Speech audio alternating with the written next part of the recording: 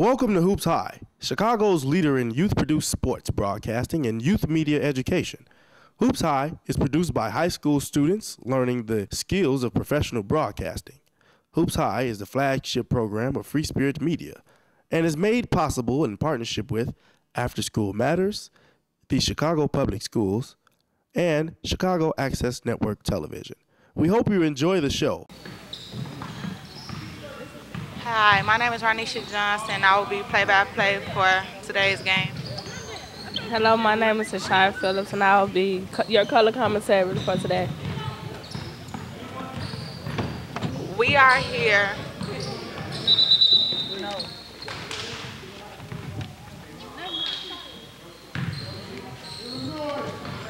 We are here in North Lawndale.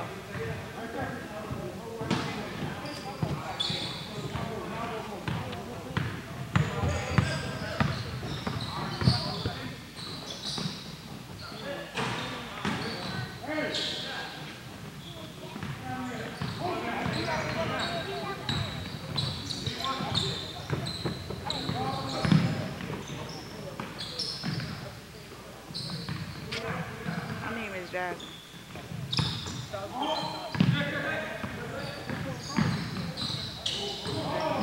South Shore with the ball. He goes up and he misses. Collins takes it out. Number 1 with the ball. He goes up for a layup. It's no good.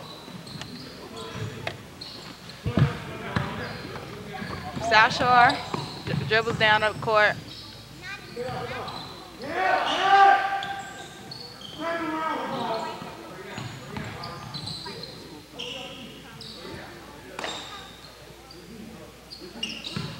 South Shore still with the ball.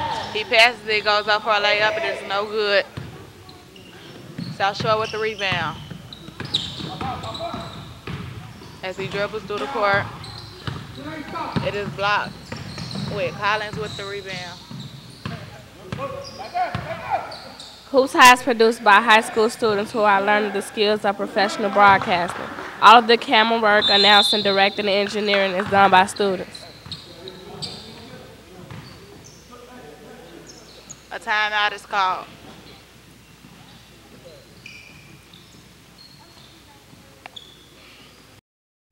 Hey, I'm happy to be here. Wait, what are you doing? What you doing?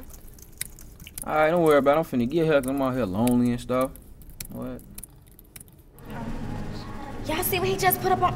Did y'all see this? Oh my god, Look. I can't believe her. Can't believe she did that. She is just nasty. Ain't that her right there? Girl, get away from us. Don't believe everything online. Don't be a follower. Stop cyberbullying. You're rocking with Amari Stoudemire, and you're watching Hoops High. Watch it or watch nothing.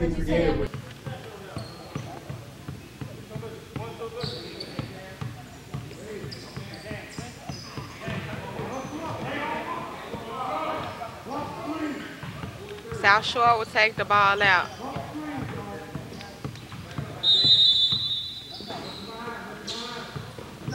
The ball is inbound. South Shore comes down the court.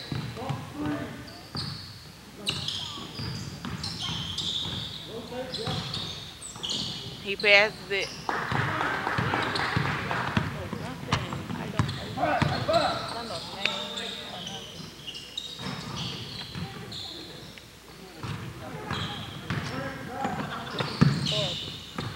The pass is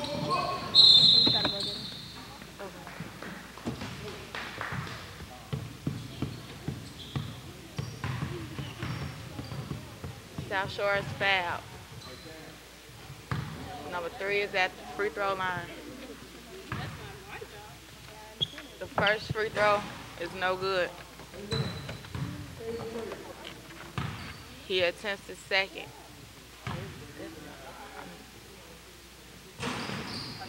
And it's no good.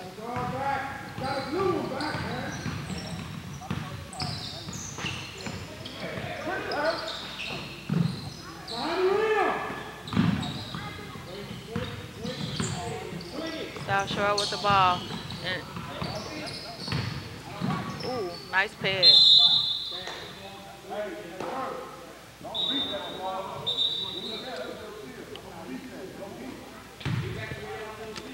And it is a turnover. Collins with the ball. Goes down court. He passes it. Long pass.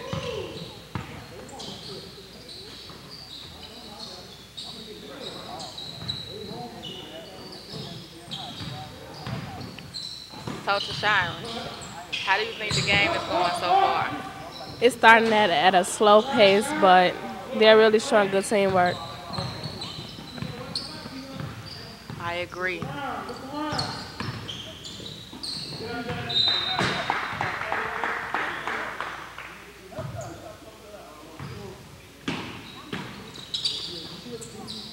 South Shore with the ball. Nice block back Collins.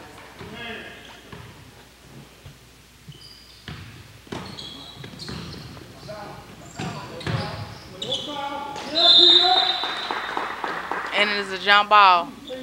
Free Spirit Media tries to give youth a voice so that we can inform and inspire others. Thank you for supporting our work.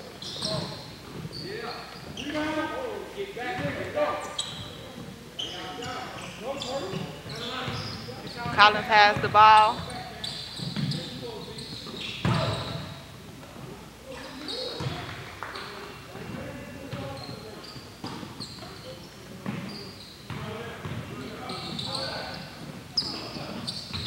Ooh, it is thrown out of bounds by South Shore.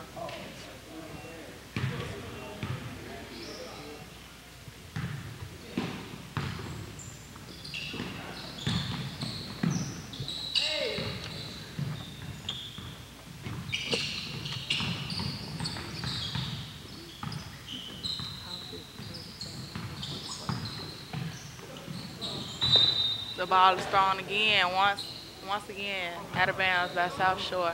It is inbounded by Collins.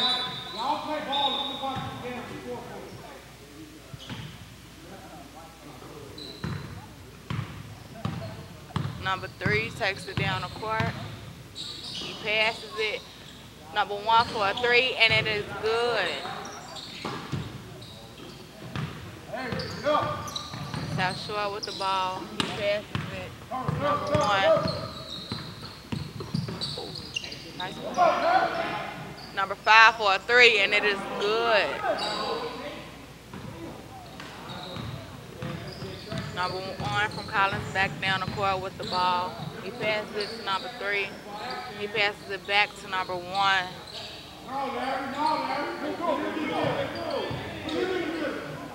And back to number 3.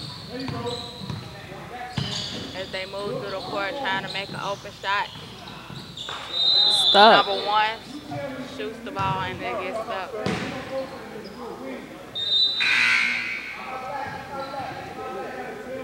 South Shore will now inbound the ball.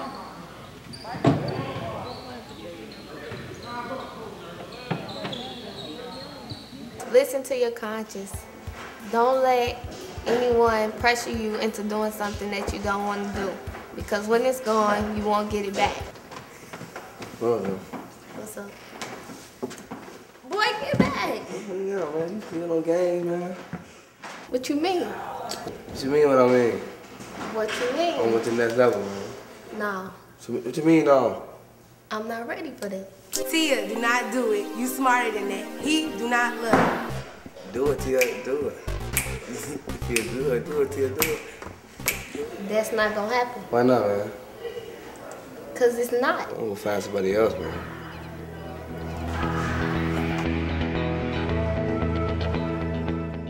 Hi, I'm Ian Thorpe, 5-time Olympic gold medalist, and you're watching Hoops High.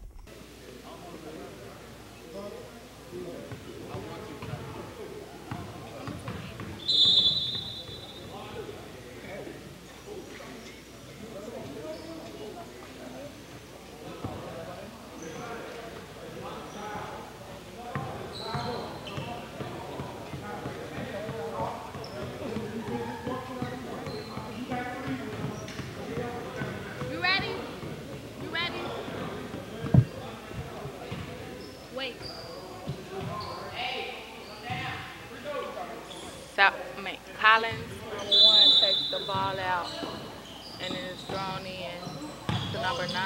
He passes it to number 1. Now we're going to toss it to our sideline reporter for the game update. Hi, my name is Adriana Brown, and I'm here with you guys' first game update. The game is going pretty good so far. You're watching South Shore and Collins play right now. Collins black and South Shore blue. The game is 7-6 with 9 minutes and 37 seconds left on the clock. They're trying to come out on top with a win. Everybody's pressing to do what they got to do so they can win this game.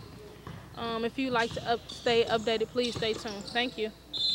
Thanks, Adriana, for that great update.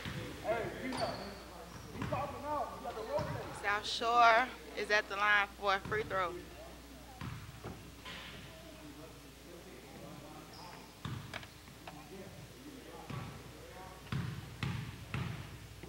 The first free throw is up, and it is good. Collins with the ball, number 3 down the court. Passes it to number 9. He shoots for a 3, and it is no good.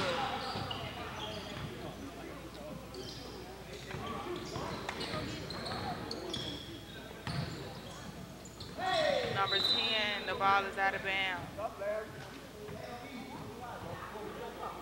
Collins inbounds the ball, number 3 with the ball down the court. He passes it to number 5, who passes it to number 1, who passes it back to number 5. Number 9 for the 3, and it is no good. South Shore with the ball. Turnover. Back to Collins. Number 3 with the ball. A foul is called.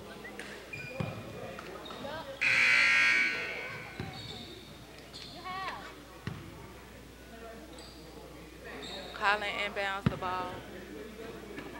Number 1 with the ball down the court. Pass it to number 3. And it is blocked by number 12 of South Shore, who gains possession of the ball. Good shot. 3 by South Shore, number 10. Number 1 from Collins back down the court. He passes it to number 3 for a 3, and it is no good. It is rebounded by Collins, which number 1 goes up for a 3, and it is no good. Rebounded by South Shore, number 5. He shoots for a free throw, no good. A layup, I'm sorry.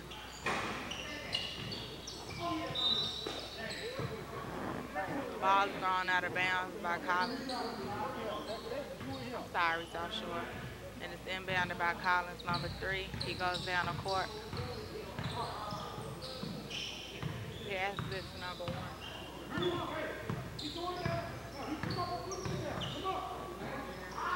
Passes to number 12. He goes up for a layup, and it is good.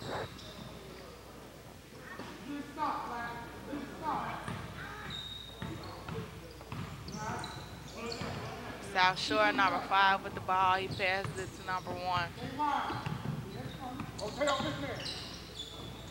Who passes to number 12. He goes up for a layup, and it is good. Collins, number 3, the ball is inbounded. Hoops has a flagship program of Free Spirit Media and is run in partnership with After School Matters, the Chicago Public Schools, and Can TV. This is a team effort all around, and we are grateful for our partners who make this possible.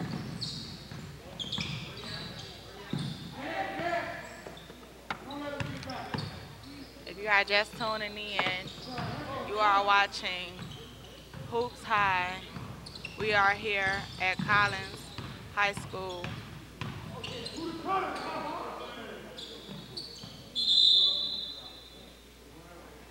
We have South Shore versus Collins.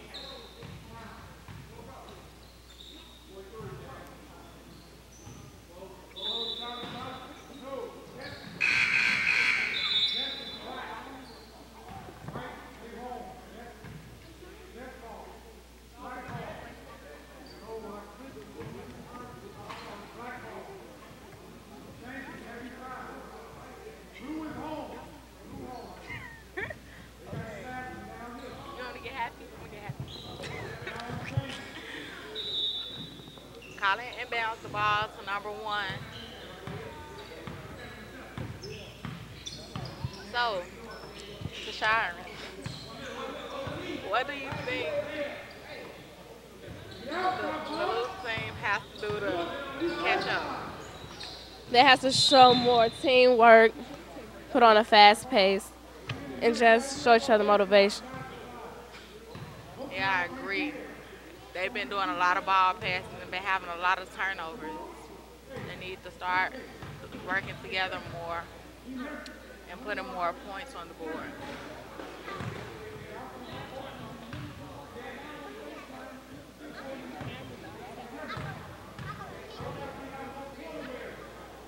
Number 12 for a free throw, and it is good.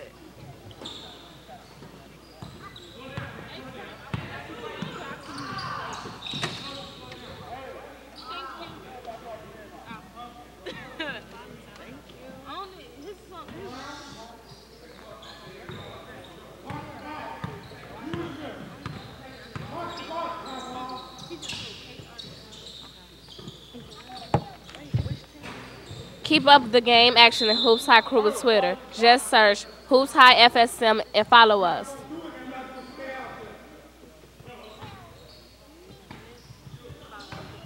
Number 3 with the ball from Collins. It goes up for a layup, and it is good.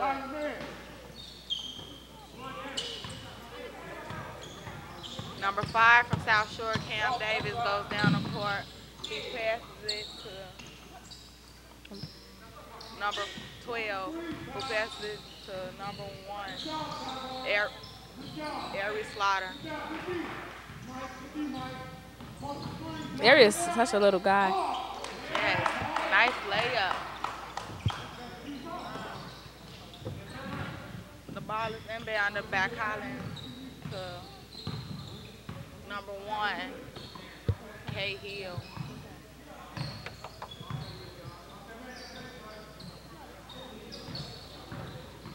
Who passes it back to number 3, Arnold, which passes it back to Hill and attempts a 3, and it's no good.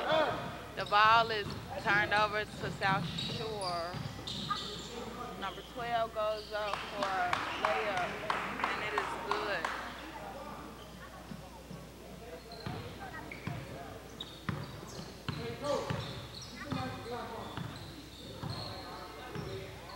Number 3, Arnold, with the ball, passes it to Hill, passes it to Matthews, passes back to Hill for a layup, and then it is no good.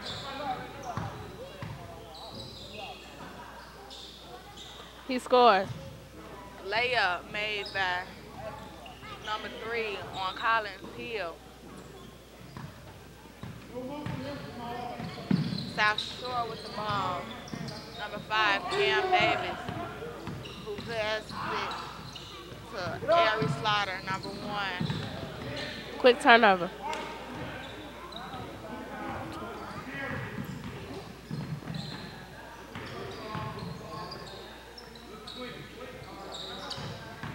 South Shore, number 1 with the ball for a layup, and it is no good. Rebounded by Collins, and it is a foul.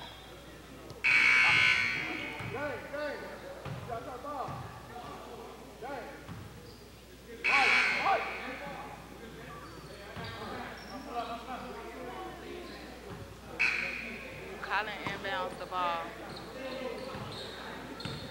Number 3 with the ball down court, passes to number 5, who passes it back to number 3 for a 3, and it is no good.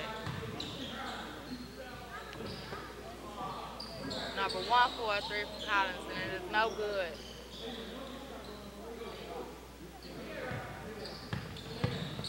The score is now 16-14 with 45 seconds left on the clock in the first quarter. Collins inbounds the ball to number 3. Number 3 down the court.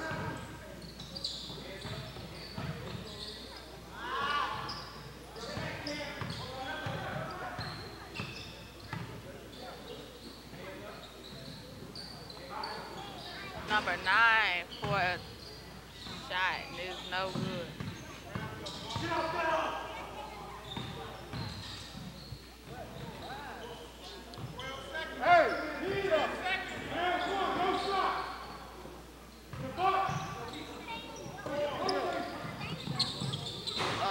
distance three from Collins. Now we're going to toss it to our sideline reporter. What are you talking about?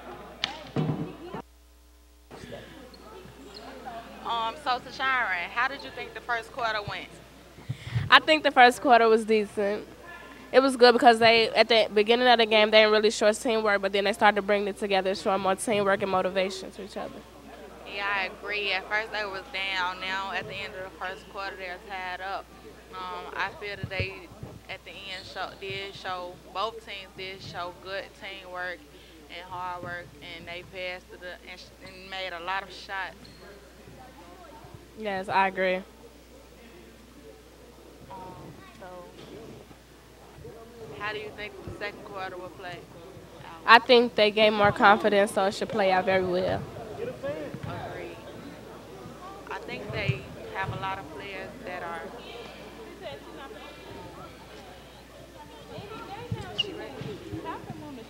And they are tied, so it should play out very well.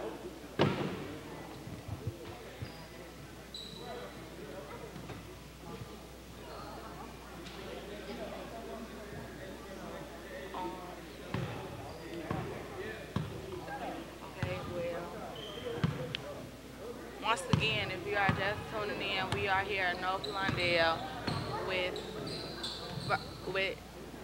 Collins versus South Shore basketball team. The score is tied 16-16. We are now entering into the second quarter.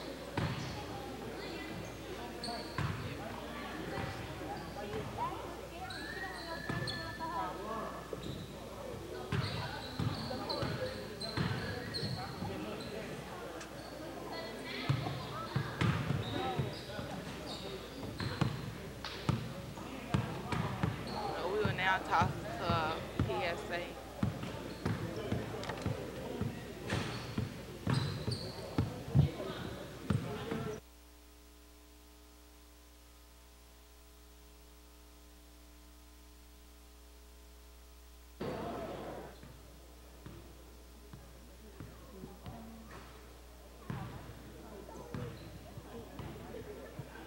Now we're going to toss it to our sideline reporter.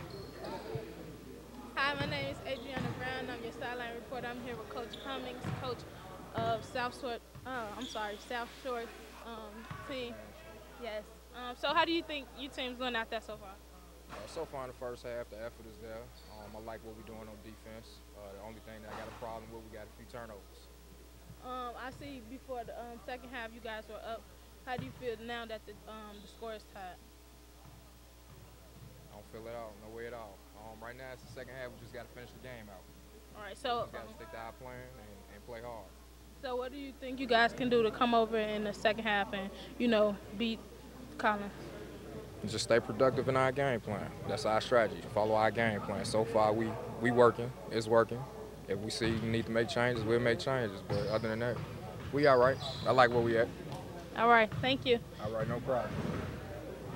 And if you'd like to stay tuned, if you'd like to stay updated, please stay tuned for more Hoops High on Channel 19 at 8 p.m. Thank you.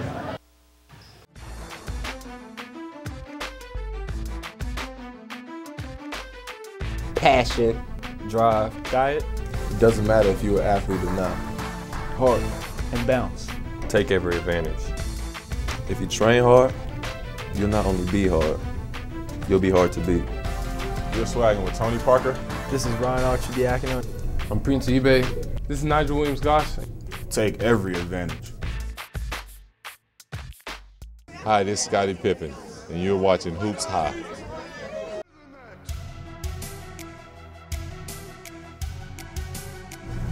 Where do you get your inspiration from? How do you plan to give back and change the world positively? Why does your voice matter? Why does your voice matter? Why does your voice matter? Time waits for no one. What would you like your legacy to be? What would you like your legacy to be?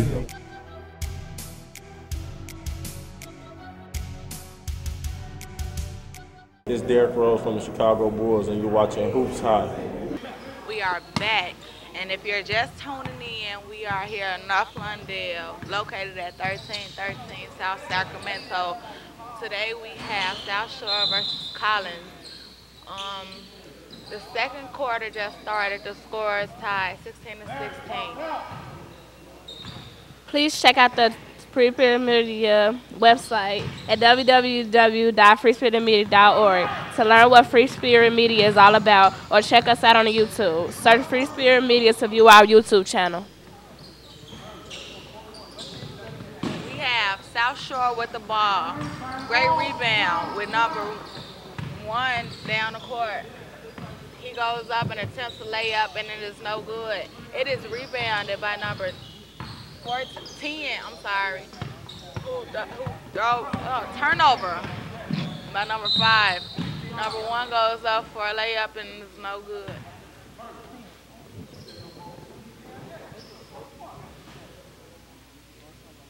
Number 1 is fouled. He will go to the line for 2 free throws.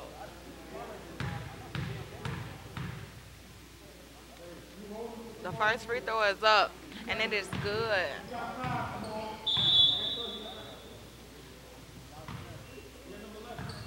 A sub is called.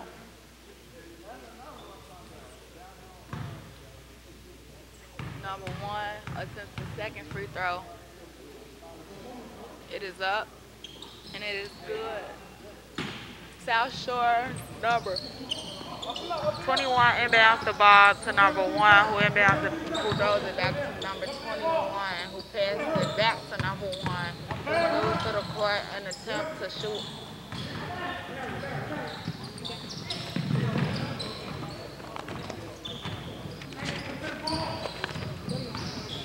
They have a lot of passing going along.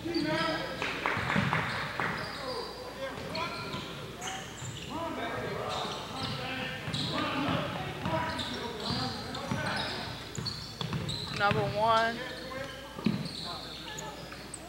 on Collins passes it to number 3, who passes it to number 9. And the ball is turned over. South Shore with the ball. Number 3 with the ball. He attempts to lay up. Ooh, he threw it too hard. It was no good. Number 4, attempts for 3, and it is no good. It is rebounded by South Shore.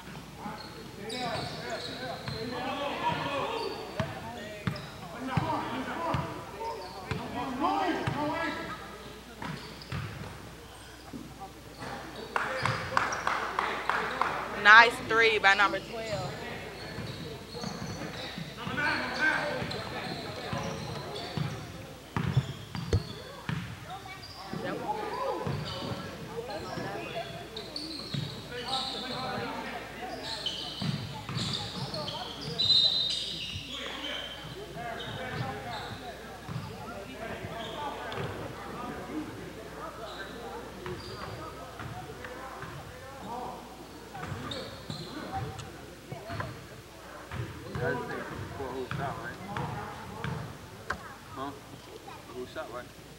Number 5 for a free throw, and it is good.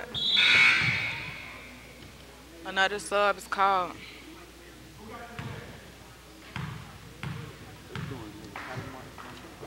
He attempts his second free throw, and it is no good.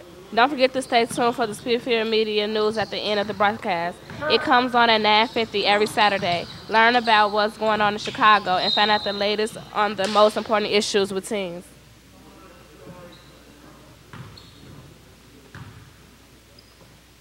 Collins number 4 is fouled again by South Shore. He attempts another free throw, and it is good.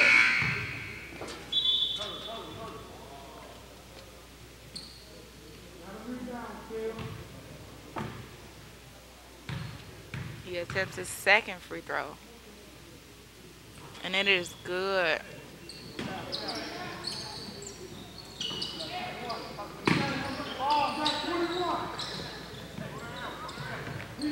South Shore number 2, dribbles down the court, passes the ball, and is turned over to Collins number 1. He attempts, and it is blocked by number 12 on South Shore.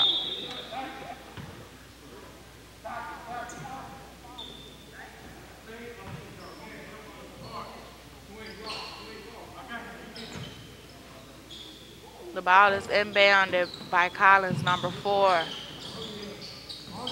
He attempts a 3, and it is no good. Number 21 on South Shore. Bill inbound the ball.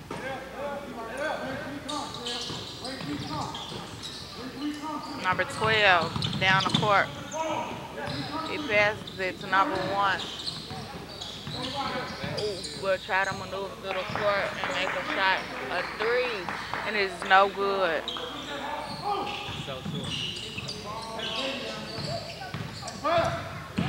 Collins with the ball down the court. He passes it to number 1, who will move through the court and try to shoot, and the shot is no good. Number 1 on South Shore with the ball. He attempts a 3, and it is no good. So, to Shireman, how do you think the second quarter is playing out? This quarter has really been interesting. They're showing more teamwork, more fast pace. They're showing activeness. They're showing confidence. And they're really doing a good job in this quarter. I agree. I think they're having a lot of turnovers, though. I think they're trying to move too fast with the ball, and they don't even know how to control the ball, and they have a lot of turnovers. Now we're going to toss it to our sideline reporter.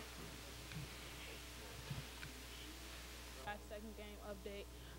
So far the game's going good. The score is 18-21. Collins in the lead. It's going pretty good. They stand up on defense. They have a timeout right now. Everybody's working hard to overcome with this win. If you would like to stay updated, please stay tuned for more Hoops High. Thank you. Thanks, Adriana, for that nice update. And we are back.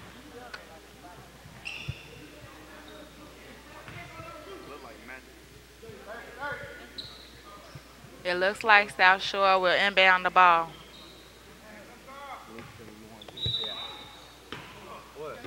Ooh, block.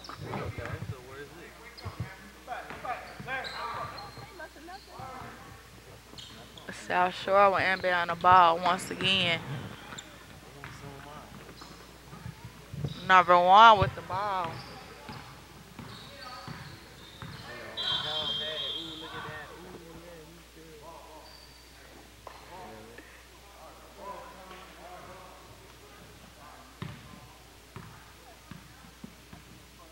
South Shore will inbound the ball once again. 5 passes it to number 24, who passes it back to number 5, who passes it to number 4. They have a lot of passes. Good shot made by number 10. I guess they passes did wear off.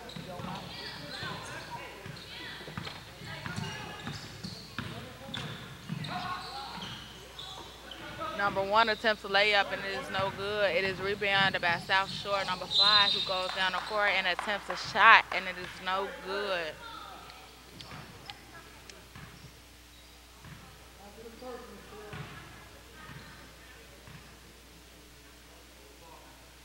Number 5 is fouled. He will go to the free throw line for 2 shots. The first shot is up, and it is good.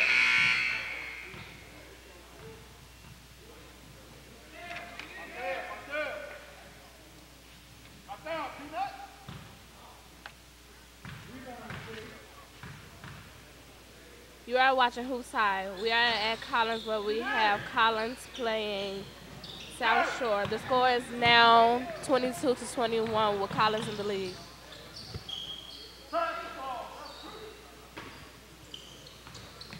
Number 5 with the ball. He comes down the court looking for someone to get open so they can make a shot. Number 1, he passes it to number 1, who passed. Another foul is called. South Shore will take the ball out. He inbounds it, and the ball is turned over.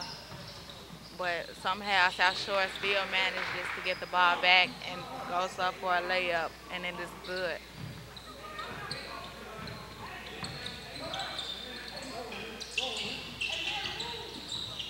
Number 9 from Collins with the ball. He passes it to number 1. He has great ball handles. He passes it back to number 9. I don't, to Sharon, do you think that Collins has great ball handles? Yes, I think Collins has great ball handle, but then again, they're having too many turnovers, so they need to watch what they do. Yeah, I think they could work on their ball handles because they're having way too many turnovers in this game. Number 9 from Collins at the free throw. He attempts his first free throw, and it is good.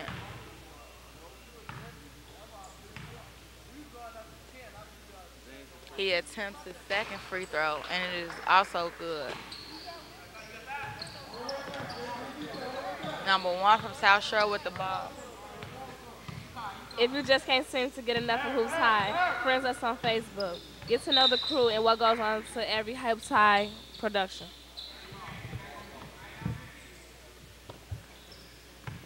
Collins inbounds the ball. Number 5, he goes up for a layup, and it is no good.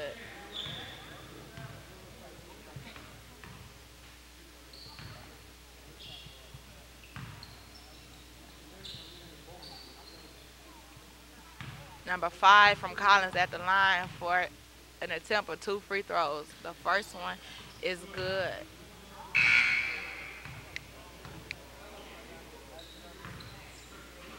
Another sub is called by South Shore.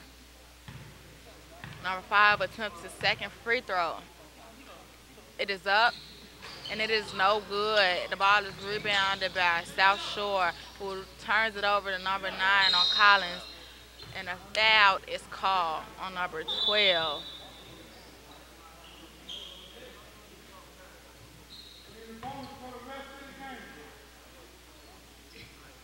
Number 9 will go back to the line for another attempt of 2 free throws. The first free throw is good. Good shot.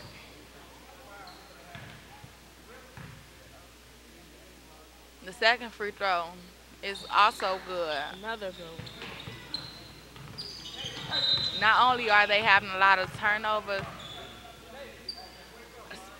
not only is Collins having a lot of turnovers, but South Shore is also having a lot of fouls. They're giving Collins an easy way to score points. Don't you agree, Tashawn? Yes, and there's a lot of aggression on this court. I agree. Number 1, South Shore passes it to number 5, who passes it to number 12. We know we are not always perfect, but we are working hard and always learning. We thank you for your support and encouragement.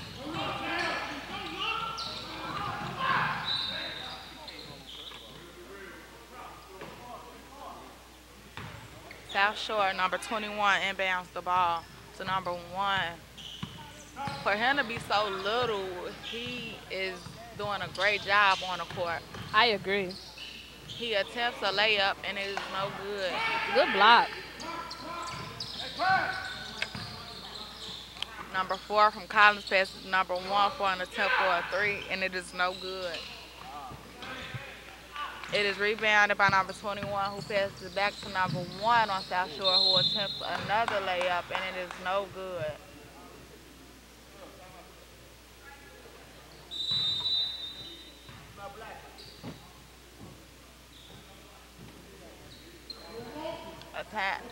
A timeout is called. So, Ronisha, how do you think the game is going so far?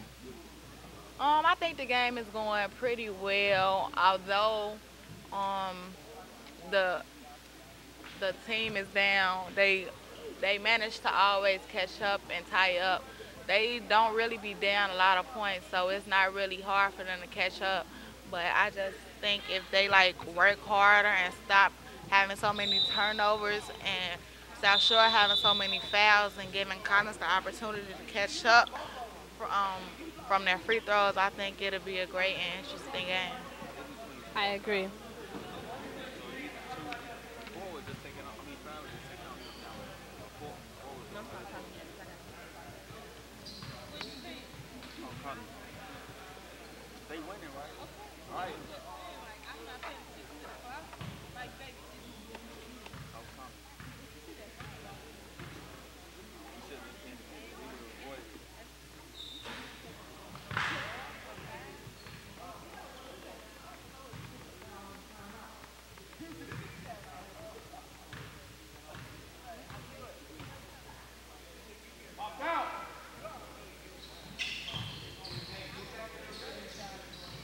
Want to see more Hoops High?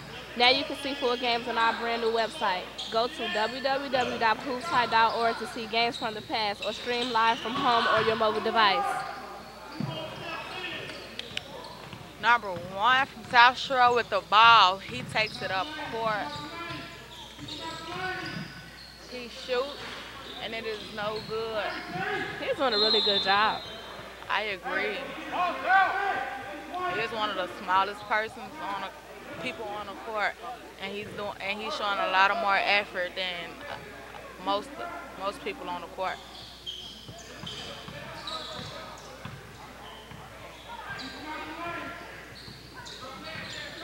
Number 1, he attempts a 3, and it is no good. The ball is out of bounds by South Shore. Number 21.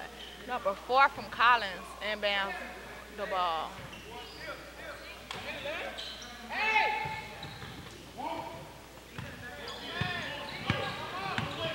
Number 5 from Collins. Ooh, nice block by number 12 on South Shore. He is showing a lot of aggression. Number 5 from Collins attempts a layup, and it is no good.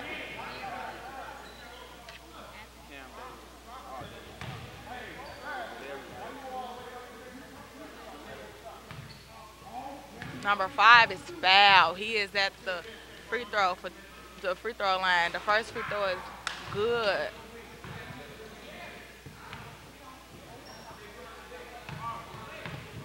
He attempts the second free throw from Collins, and it is good.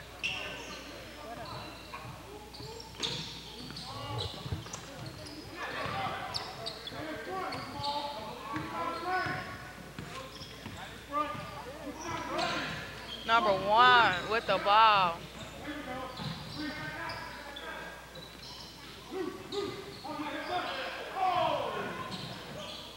He's so good good. job. Great shot made by number 1 on South Shore. He is showing a lot of great effort out here on the court today. I agree. Number 1 from Collins passes it to number 5, who passes it back to number 1. The game is getting more and more intense as we begin to end our first half with 55 seconds left on the clock. Score being 27-30. Number 5 from Collins with the ball. Passes it. Well, not really pass, but hey. Number 1 with the ball passes it to number 5, who passes it back to number 1, who attempts to get open so that they could pass the shot so they can even the game back out. They're making a lot of passes, trying to get open and make an easy shot. It's getting more and more intense. Good steal. Timeout is called.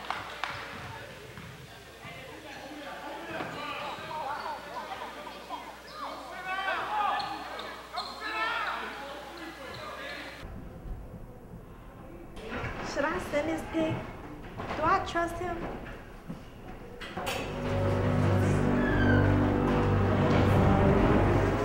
Oh my God, I know her.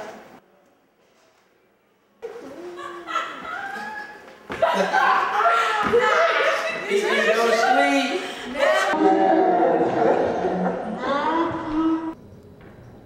12% of teen girls say they felt pressure to send sexual messages or images.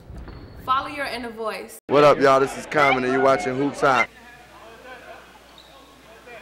With 16 seconds left on the clock, do you think they could tie it up in these last 16 seconds? Yes, I think they're able to tie it up, but again, South Shore may take this one. Well, let's see if they make this 3.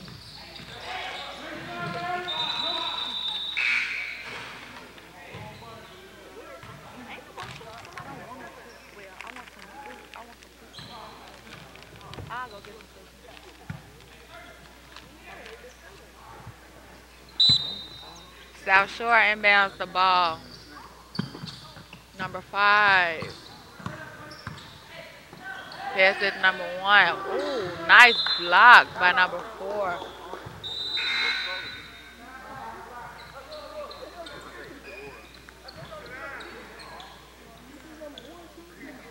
Another timeout is called.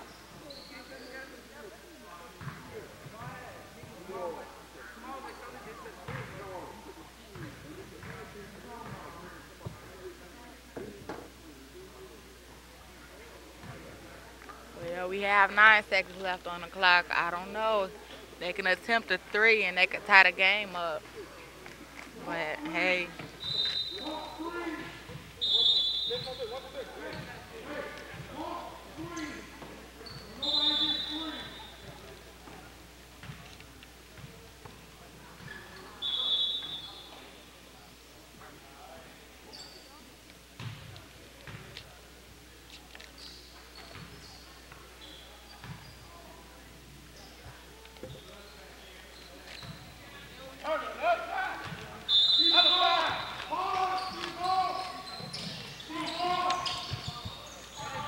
Number 1 with the ball again. He throws it, and it's no good.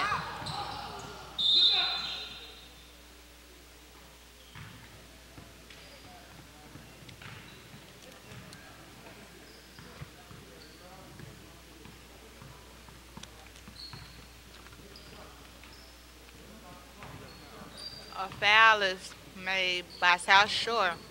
Number 5 on Collins goes to the line for 2 free throws. The first free throw is up, and it is no good. Ooh, nice shot. Nice three tried to be made by number 12 on South Shore, but it is no good. And this concludes the first quarter. The score is 27-30 with South Shore and, Collins in the lead.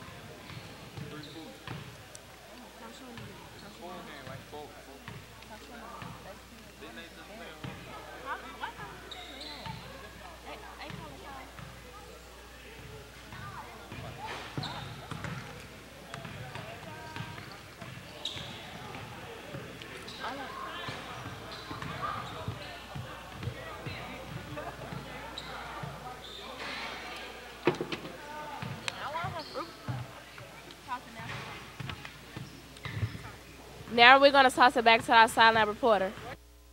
Come on, what are you doing? I'm waiting on your ass. Oh, thought boy, quit getting closer to me, boy. They ready. Hi, my name is Adriana Brown, and I'm here with Larry Allen, player of the game. So, how do you think you did out there? I think I did well. How do you think your team helped you overcome this win? You don't know? It's okay. How does it feel being player of the game, though? Feel good. Oh, okay. Anything else you want to say?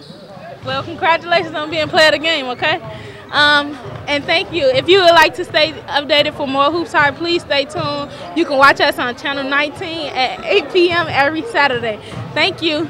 You can watch Hoops High on CAN TV, Channel 19, every Saturday at 8 p.m. Please visit www.hoopshigh.org to learn more. Hoops High and Free Spirit Media would like to thank our sponsors. We are grateful for their support in making our mission of youth media education and opportunity possible.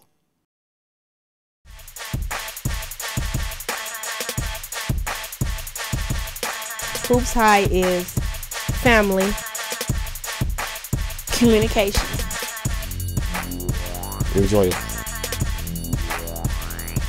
Hoops High is astounding, creativity, commitment.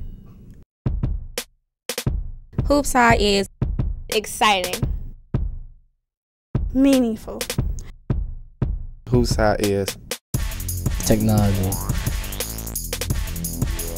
spirit, a community.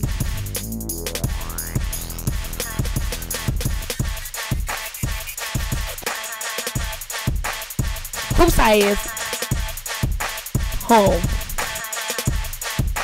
love, dedication, inspired,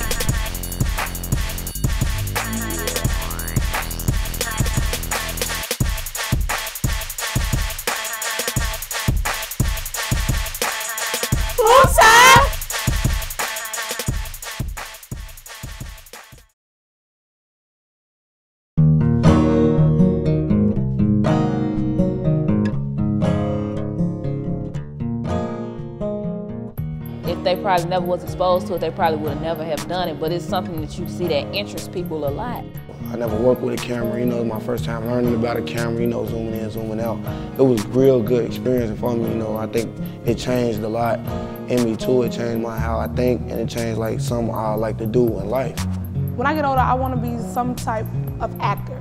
So being in this classroom really helped me out, really exercise my ability to act. We shooting it and we shooting it off like what we done been through, and like people get to see it and they watching it and they liking it. Like young kids in the community can do stuff that's like worth some type of value.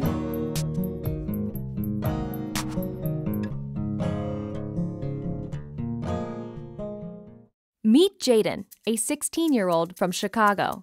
He likes reading, playing basketball, and daydreaming. As one of 75 million youth in America, he is the future of our country. But today, Jaden's future is uncertain. A new economy is evolving as Jaden tries to find his way in a school system where more than 42% of students drop out and even more fall behind. For Jaden and others like him, the future looks grim. But there is hope. Youth media programs connect with kids like Jaden, moving them from discouragement toward opportunity through the power of communication.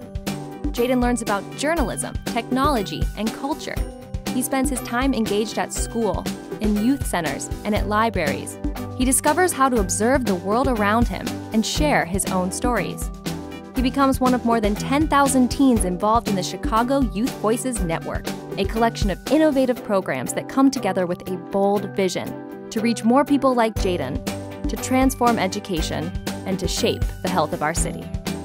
Together, the network gives vision to the journalists, artists, engineers, and leaders of our future. One story, poem, film, blog post, one youth at a time.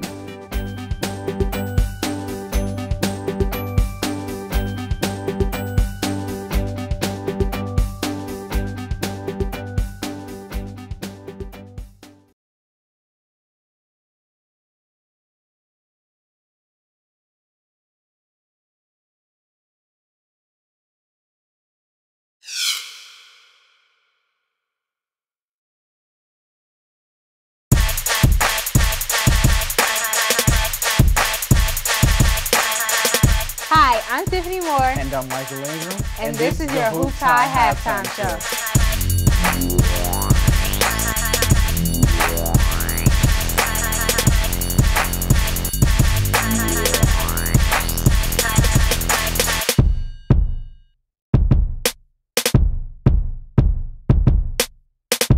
Watch it or watch nothing.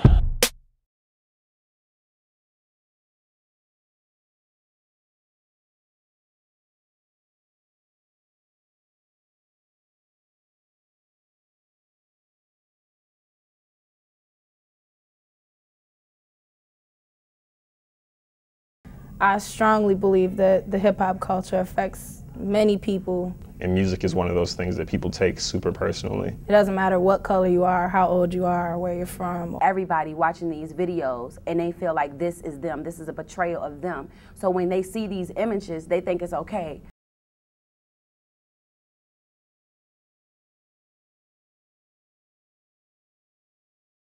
I love hip-hop.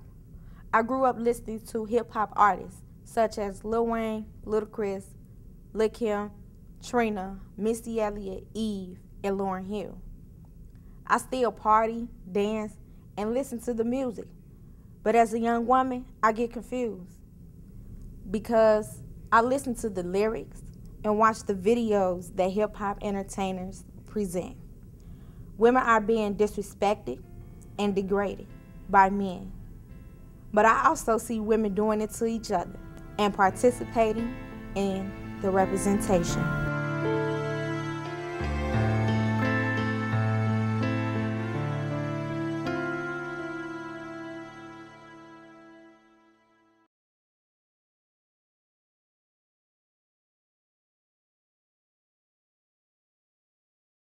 Women on TV or in the media or in hip-hop being exploited sexually or being degraded lyrically definitely has an effect on the young mind. It's not just the lyrics, the images, but it's the labels that puts women into categories. According to Dr. West, these are the 5 sexual personas that portray African American women.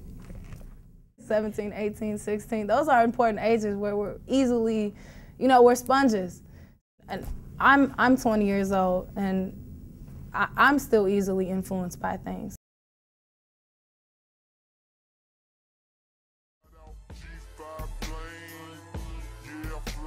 The video Ride being banned from BET, it needed to be banned from BET. The title, Ride, what are you riding? And then on top of the lyrics, our gestures, the dance movement, they needed to ban this. And I think that it was essential that they did. I think it was imperative.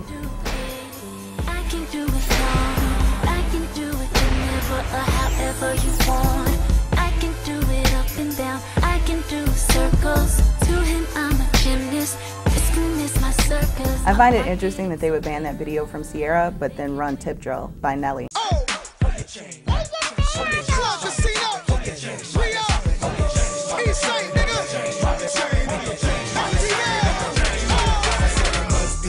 I find it, pretty hypocritical and inconsistent of BET to show something so obviously exploitative, so obviously misogynistic, and then have a huge problem with Sierra.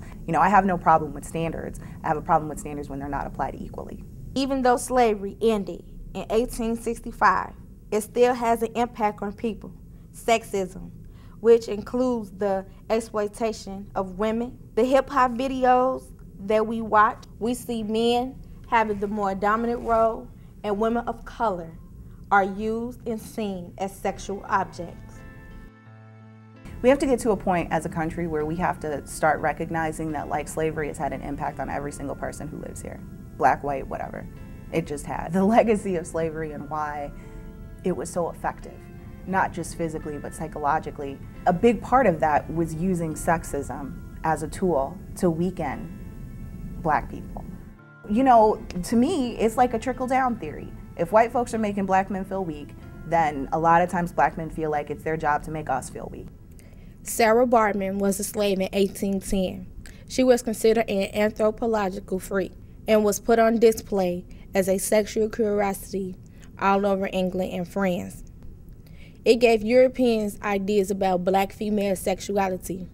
Today in videos, you still see women being used as sexual objects, just to be seen and touched, but not to be heard.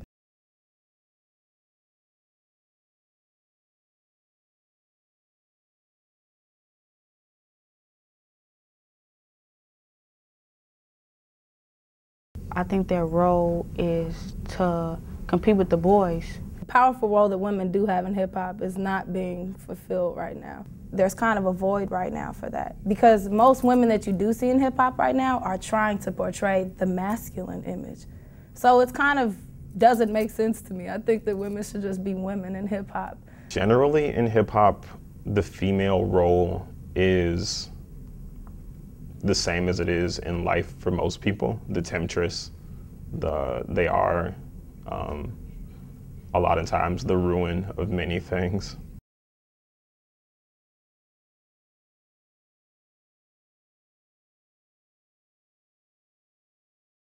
To be a young African-American woman that loves hip-hop is difficult because I don't know whether to turn off the radio or to just enjoy the music for the moment. During the process of making this video, I came in with a purpose to get African American women to realize that we need to break these socially constructed reality based on the categories that society views us. For example, being called a bitch and being put on display just for our bodies. I ask myself, how does the portrayal of African American women in the hip hop culture affect the identity of African American women in America? I came to a conclusion that African American women in the hip hop culture, in the music we listen to, it does have an effect on African American women identity, because we tend to portray things that we see and hear. Ladies, you need to have your own mind, believe in yourself, stick with who you are, but most importantly, respect yourself. And I think if women start to portray more positive images in everything that they do, it would create a better society. Multi-dimensional, amazing, unexpected sound, refugee all-star.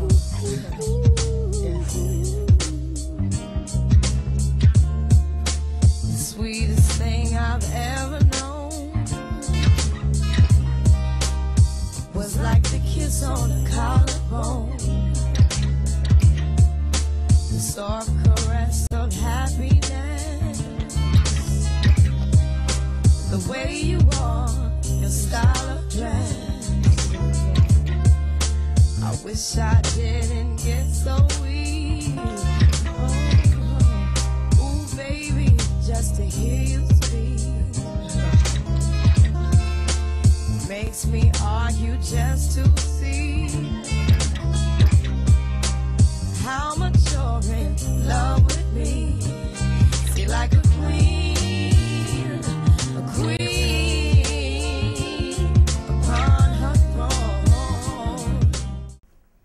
Man, this test hard. Let me see your test. Hey. What? You got $1? Thank you. Hey, can I get some of your chips? Man, you beg too much, yeah.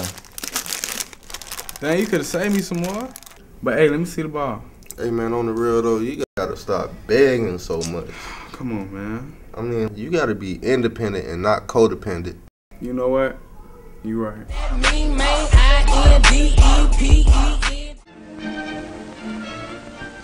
It's fun to eat supper with your family, especially when there is good food on the table. Later on, drink lots of water.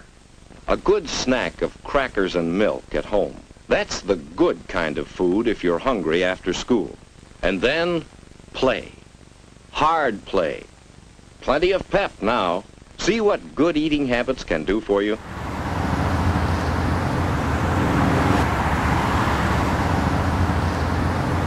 Americans are not winning their battle against obesity. One study found that obesity rates for adults actually rose in 28 states this year. According to experts, almost 2/3 of American adults are seriously overweight or obese. That's a 150% increase in just the last 30 years.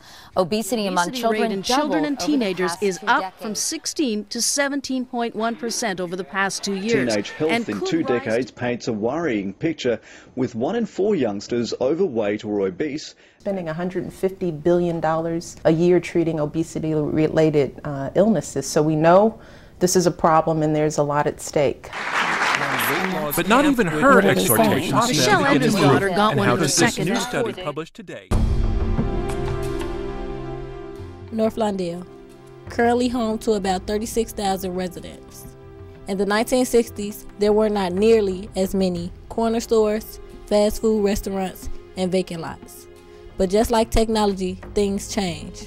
Riots followed the assassination of Martin Luther King Jr. in 1968, which left many of the stores on Roosevelt Road destroyed, and over 75% of the businesses in the community disappeared. Today, with over 93% of the North Lawndale population African American, it faces an even bigger problem: obesity. Obesity is a scary word, a medical term for being severely over what medical professionals feel like ideal weight is for your height, for your age, for your sex. One misconception is that people who are obese are fat, and that's not necessarily the case. Obesity is more like the condition of being unhealthy, more so than like you just like everyone who's fat is obese.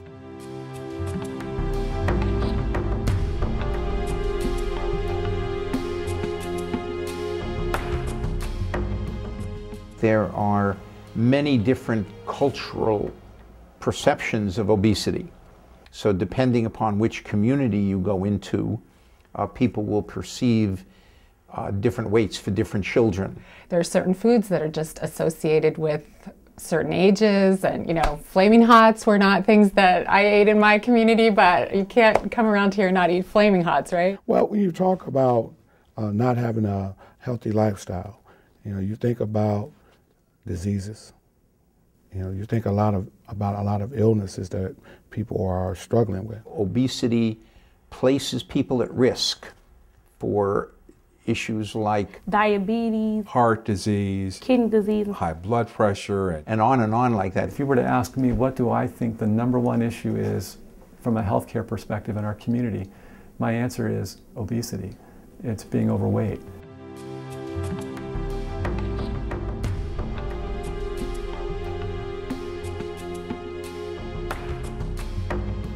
Obesity happens because of lifestyle concerns and community concerns, as well as some contributions of what you inherit from your parents, of course.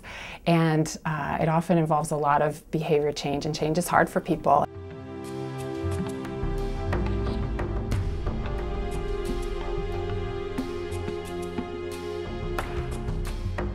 There are factors in society that determine, not always, not for everyone, we call them risk factors in epidemiology, which means that you'll tend to be obese, say in this case, if you have certain characteristics. And those characteristics are, if you're poor, that's the most important one, and the other one that's on a par with poverty is if you're a person of color and therefore victimized by racism. The African Americans suffer a great deal, not eating healthy. Not experiencing the healthy eating such as fruits and vegetables and things like that. In North Lawndale, it's primarily an African American community. In South Lawndale, it's primarily a Mexican American community. So these communities, when you look at them, you know, they are areas of ethnic minorities. Number one, I think it's expensive to eat healthy, and especially considering our economy.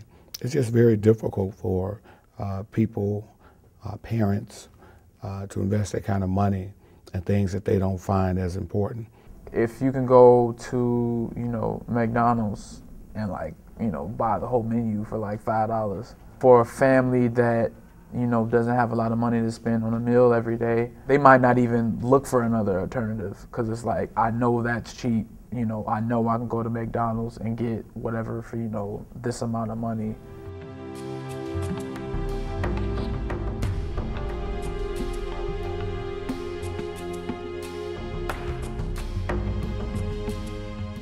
If you are a victim of racism and if you are poor, then you're more likely to live in communities, to live in neighborhoods, for example, where there are no supermarkets, where there are no fresh foods and so on. Every day coming to work, I'll see, you know, some children walking down the street and they'll have like their bag of Flaming Hots and their juice, which is just colored sugar water, for their breakfast, but they are less expensive than, you know, going to somewhere and buying apples sometimes. They're readily available at the corner store, which is directly across the street. Many of your African American communities suffer the most, mainly because of the fact that there's not a lot of access to healthy eating. In North Lawndale, there is right now one supermarket, Leamington's on Roosevelt Road, and frequently there have been no supermarkets. And so if we give advice to people, we say, well, eat fresh fruits and vegetables, where are they going to get it? I do think it's limited in the sense of like, you know, there might be one grocery store here, but then the next like place that you can get like raw foods or like, you know, Whole Foods might be, you know, a few miles away. And in my neighborhood, you know, some people might be limited in that capacity to, you know, to get transported there. And so if you don't have access to a car very easily, if you don't have access to a place like that to go, you just stay home and you eat and you get overweight and you watch TV. In addition to the lack of healthier foods, there are other environmental factors that contribute to a person not being healthy. One of those factors is violence. We tend to have relatively high concentrations of poverty in one place, which translates into things like the absence of good retail food stores, or it translates into a lot more crime than anybody is comfortable with. I'm a rich white man, but in a sense, that gives me a bit of insight because I see what goes on in rich white communities as well as in poor communities of color.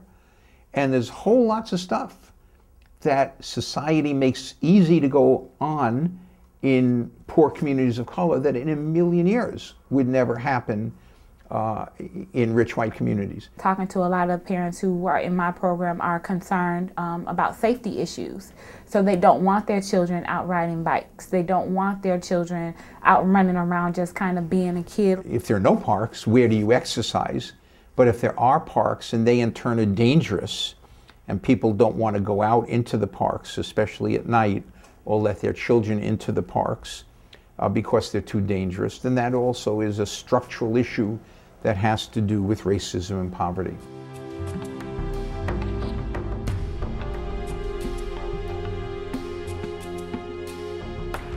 So in North Lawndale, when you look around, we don't have the things that the suburban communities have in terms of parks, in terms of safe places for people to go to be able to get exercise. You know, we don't even have a big mall here, right? Where sometimes people who live near a mall, they'll go to the mall and not go shopping, they'll go in the mall and go for a walk, right? It's a safe place, it's a warm place. Out there you got like healthy stores, like on the corner stores that like walking distance. Also you got like yoga bars and things like that instead of like eating like all the sugar ice cream and all the junk and stuff. There's way more, you know, fast food places than there might be, you know, a farmer's market. As in every community, there are both strengths and weaknesses. In many ways, there can't be a community more beautiful, say, than North Lawndale. And it has a glorious history.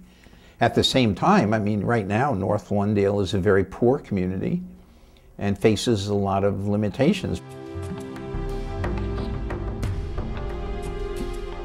We each have a personal responsibility to do better. Despite racism, despite poverty. Making people aware that it's not a one-time thing, that it's a lifestyle change, that you do not have to go cold turkey. At an early age, children don't go out and buy their own food and their choices of like what they eat. They eat with like what their parents give to you. So if you're a child that's at home and your parents eat nothing but like fatty foods and junk, as you get older, you're gonna eat fatty food and junk. I would like to see more of our parents have some healthy snacks for our kids, something they can have throughout the day, instead of the flaming hots, the Milky Ways and the cookies.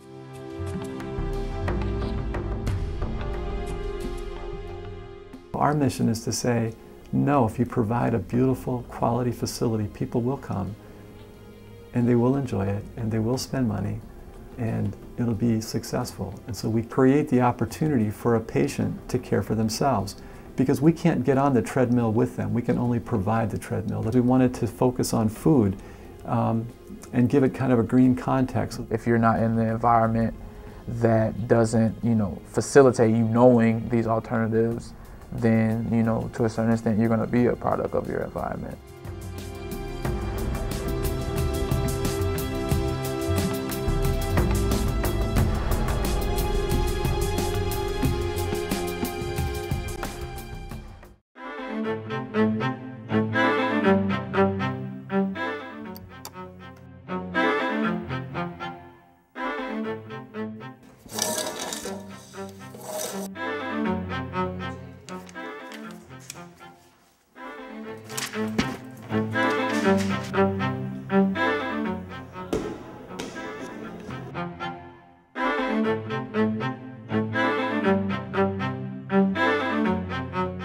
Today, 3 of the worst games were banned from a new video arcade. And as Vicky Vargas tells us, some there are relieved, others aren't so sure. Parents are often the first to ask, could this lead to this?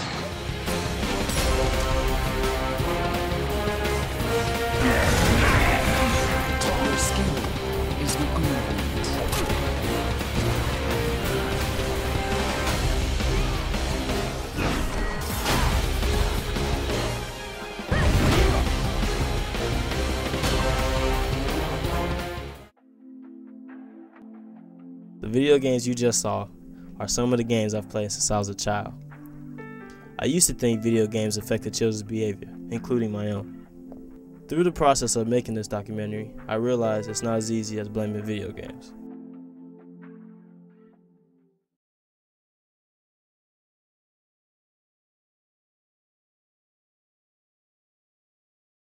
I would say violence is the act of being like aggressive towards something or someone. Violence to me means like conflict between just two things or two people, like fist on or anything else that has harmful ways towards each other. One of the reasons why violence is used in video games is it's a really quick, easy way to demonstrate conflict. Conflict is what makes media interesting. You know, young kids are usually interested in superheroes, cartoons, and things like that, and there are a lot of those in games. I think as people get older, they're drawn to fantasy, you know, whether it's the fantasy of being a soldier that, you know, single-handedly wins the war, or a fantasy of being a magician that fights all these dragons or anything like that. At Stanton's Golfland, manager Ken Beck understands the concern, but he says games like the banned Lethal Enforcer only teach kids how to shoot, a sort of high-tech take on the old Wild West. There are different games that are meant to appeal to different people. Video games are visually interesting. They might have cartoon characters, they might have realistic people.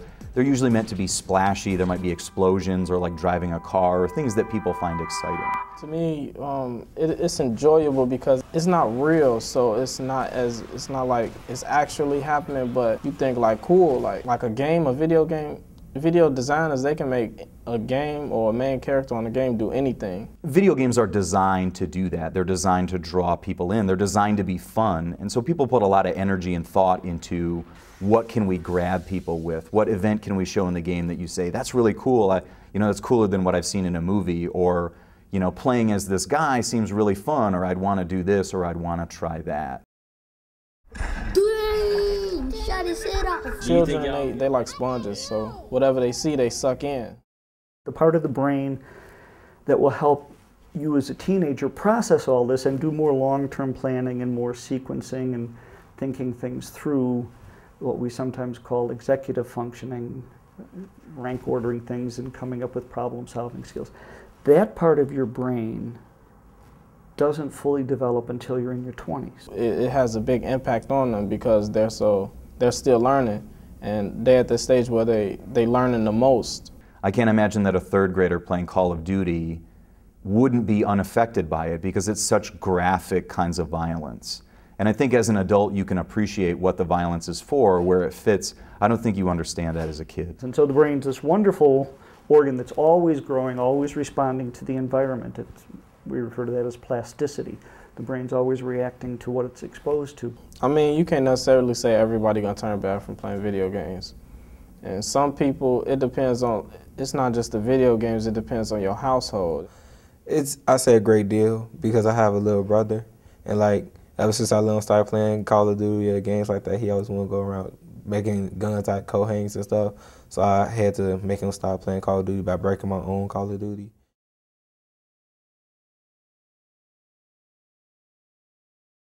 I think the video game rating system came out of a backlash against video games from concerned parents. A lot of this started with this game Mortal Kombat in the early 1990s, where you had digitized people, you know, like decapitating each other, you punch somebody and bleed.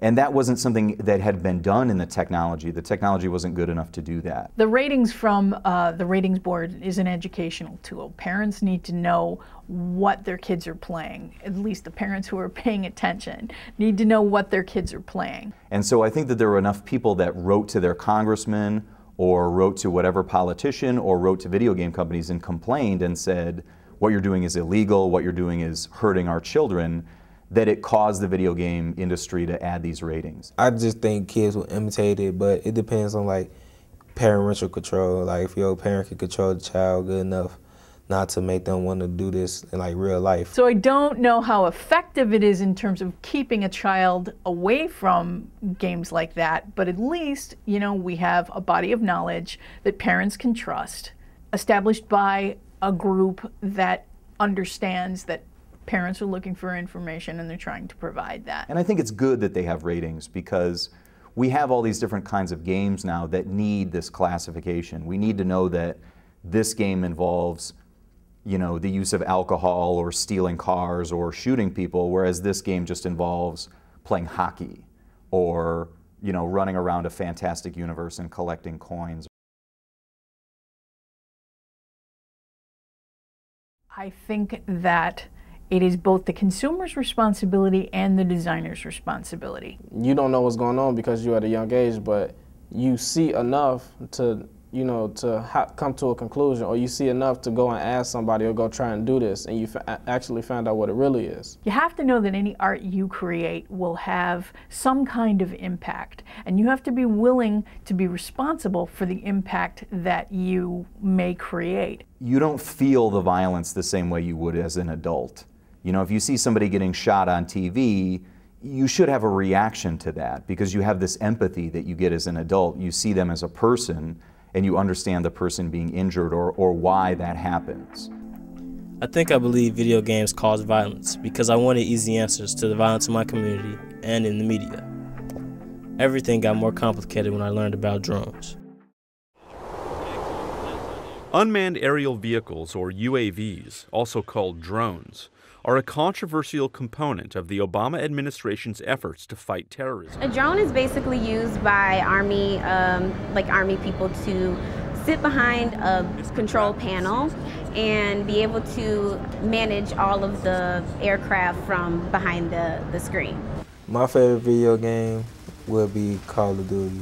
It's basically like a shooting game. Just you go around. It's like what they do in the military, just in video game form. Using the drones, they try to be better at it. So every time they get something or they get a command to do, they're like, okay, I have to do this command. And then they have to try to be better. I have to be better than the last time. And that's just like a video game, right? You're trying to go to the next level. You're trying to beat that game, but it's not really a game. You're not going to find definitive research on that topic. And so what you get are correlations that the more kids do this, the more they tend to do that. There's a lot of conflicting information. Not a lot of study has been done. There's been a lot of studies done, but it's not conclusive yet. All the research I've ever seen says that there's no connection. There are some studies by certain scientists that say that seeing anything violent causes people to do violent things. But there are also studies that say that what makes people aggressive is competition. It's not a video game, it's the fact that you're competing, whether it's against a computer or another person. And I could also say there's some video games that can help you problem solve and help you explore and be creative and do other things. So I can see some positive skills you might learn from video games. It's about balance. We can show hyper-stylized violence in ways we can do it cheaply, we can do it creatively. And just because we can, should we?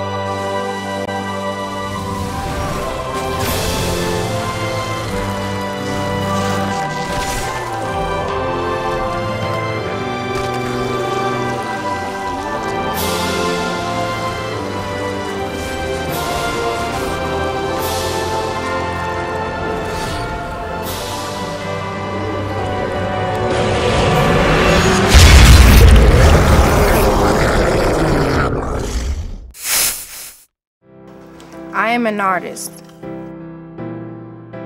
I am a basketball star. I am a teacher. I am a millionaire. But no matter who I am still uniquely me.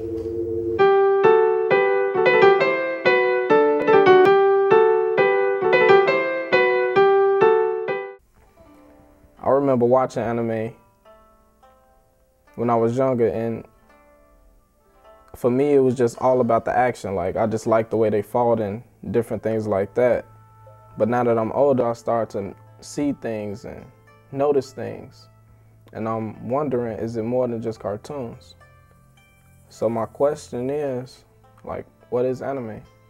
Anime is an art form used for telling stories in an audio-visual medium, but it's a lot more than that. It's like, the only thing I know about Japanese culture is like the hang chang yang.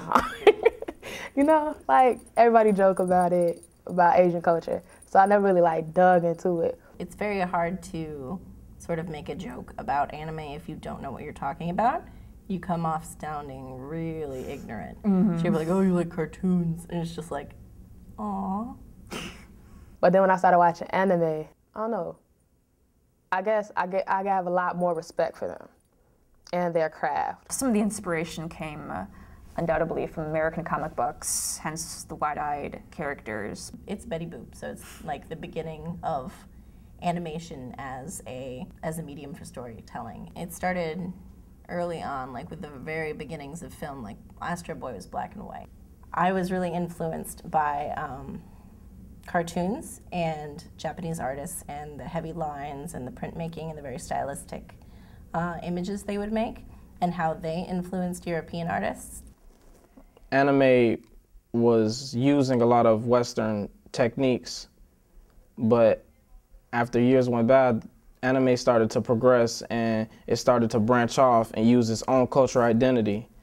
And then Western animation started using techniques that Japanese anime came up with, or Japanese creators came up with for anime, and they used it in Western animation. Like, you start seeing the idiosyncrasies in their behavior as far as just like how they greet each other when they come into houses, like daily life stuff, geographical stuff. I've seen a lot of interesting looking foods, religious practices. It depends on the type of anime that you're looking at. Any one of the Hayao Miyazaki films is a fantastic way to learn about Japanese culture, because if you didn't sort of go the extra length into actually trying to look into the culture, you probably wouldn't even get a lot of the jokes. Maybe a more natural part of the storyline in the anime stories that I've seen. One time in animation class, we actually saw a side-by-side comparison of the kids having to fight in the Boondocks, and it's actually a frame-for-frame redoing of a fight scene in Naruto. And I just found that really interesting, how they take existing footage from anime and make it, have it in a completely new context, and I just found that really interesting to watch. Anime can be looked at as a direct representation of Japanese culture because it has so many small pieces of Japanese culture, tradition, history, and style inside it. The way I've seen just it's presented naturally, like, okay, this is part of our world. Japan, at least what I could tell, going back into antiquity, their history isn't broken. In the 1920s, Japan was working hard to become an industrialized nation, but discrimination towards the Japanese was a big problem, and it led to the deterioration of the companionship between the West and the East. Japan was an isolated island until Commodore Perry opened it to America in 1858. But even after, Japan remained mostly closed to many foreign influences until the leading up to World War II. In 1924, the U.S. Congress passed the Exclusive Act that prohibited further immigration from Japan. And after World War II, in the 1930s, the U.S. military almost had total control over Japan's government. After Japan's surrender in 1945, the United States instituted sweeping changes in Japan through every aspect of life, such as new constitution, democratics, education, labor reforms, etc. Japan was westernized and they needed a way to form cultural identity, and the Japanese found a way to do that through art. I feel like a lot of anime and manga and pretty much any Japanese art form came after World War II. So it was trying to like reclaim and reshape their identity after what happened to them, trying to fight for the Japanese culture in a time when, during the American occupation. Japan was westernizing because of the occupation and because of the upset of the war. Anime was like a way of escape. I would say it was a chance to keep in remembrance and reclaim their cultural identity. To quote historian Susan Napier, film and the visual mass media in general can indeed help to write history and create national identity. Culturally, and saying that, they tend to embrace a lot of their older habits, a lot of their older traditions. In the West, it's always about industry, the Industrial Revolution, and like conquering nature. But in Japan, it's more of like, it's something you literally have to live with. You have to have some degree of respect for what sustains your own life. In the West, for the most part, they're biased, but with Japanese and Japanese tradition and culture, they see everything as equal. You don't look at just one thing, you need both. You can't just weigh one side heavier than the other. They both have to be equal and they have to balance out. And that's when Shinto religion comes in. Shinto religion is kind of like the native religion for Japan. I'm not sure how many people are still of the Shinto faith there. It's so ingrained in the culture that it still pops up a lot. When you think of like Native Americans, they worship sort of nature gods. So you have like the fox spirit, and the trees all have spirit. And like if you've ever seen any of Miyazaki's work, there's a lot of Shinto woven into the landscape of his films. The closest one I can think of at the moment is Princess Mononoke, where it's all about striking a balance between the environment versus personal gain. San, the princess, she just has completely turned herself away from humanity and lives with the animals and wants to be a spirit of nature. And then you have her rival is Lady Iboshi, who symbolizes like industry and factories. And at first glance, it's like it would be so easy to like just see her like one-dimensional villain because she's like industry and that's bad. But then she realized like no one is like a clear-cut hero or villain. Customs from feudal Japan are still used now today in Japan, and you can see that in anime. Whether it's through food or the way they greet each other or the way they talk to each other or even the way that they show affection. They think they're cool or just because of habit, you know, like ninjas and samurais. That's all older Japanese history. But I mean, when you start like looking at, you know, the way they name their characters, it'll be off of like older Japanese generals or, you know, older clans and things like that. So they're always digging back into like their history and then pulling that and referencing it. That's why if you look at something like Naruto, it follows in certain respects Japanese history, where it looks like it could be in a time almost like this. Right. Some of them still kind of dress like it's a feudal era Japan. Things that happened 1,000 years ago still have relevance, still have a place now. When I watched anime, I understood most things, but there were like also a lot of things they referred to that I've never heard of, and that's when I officially made the connection that anime, when I went further, was more than just a form of entertainment. Anime means that, especially now, that it's more than just a specific storyline, that animation can tell hugely complex and adult stories in any subgenre that you can think of. Anime is more than entertainment. I would say it's like a window into another culture. And when you watch anime, you start to see the subtleties and Japanese identity in anime, and it starts to reflect real life. Everything that I know, but it sounds like I read a book. I haven't read books on Japanese culture, really. Yeah. No, I've read articles, I've read pieces. And the reason I read those pieces because there's a cartoon or a movie that made me go, I wonder what this is about. You definitely can learn a lot of stuff from anime. Just it's as far as taking it into the context that it is. It's a very Japanese-centric art, and as long as you understand that, you know, it may not necessarily be indicative of like life in general, like this is exactly how it works, or all this stuff happens. You know what I'm saying? Right. Or you learn in world history a little bit about Japanese culture. And that's when the lights start going off. And I start going, oh, I saw this and this, I saw this and this, I saw this and this, da-da-da-da-da. But all of this I'm talking about are all anime or manga. So so the manga anime would have grouped to like my curiosity about Japanese culture. And it explained a lot. But when you start looking at the basis of things, of, you know, either what happened in their history or how they psychologically deal with these things, and how that manifests in the actual, in the content, then you start seeing connections between things. So I mean, if you pay attention, you'll be able to pick up a lot of stuff as far as like their cultural cues and whatever.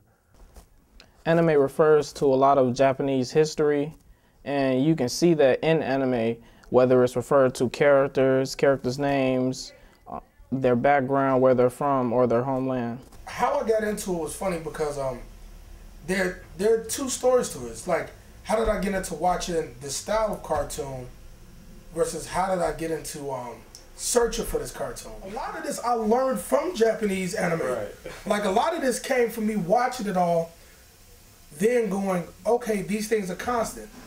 Then messing around and reading something in school and going, oh, I already got told about this. Because I was watching an episode of Dragon Ball Z. Right. Or me going from calling ramen noodles to calling it ramen. Because ramen is what it's called in Japan. It's noodles. Right. Yeah, it's noodles. You know what I'm saying? There's stuff like that I didn't realize, or even the technique to like a good bowl of ramen. I learned that from Naruto. So you know how to cook it? I like you give me, like if I get the ingredients, yeah, I'll do the best version I could do, not being from Japan, right, or having like Japanese friends around me to correct me. Anime projects this idea that while you're watching it, it's exclusively fitted for a certain culture. It's like looking out the window into another culture.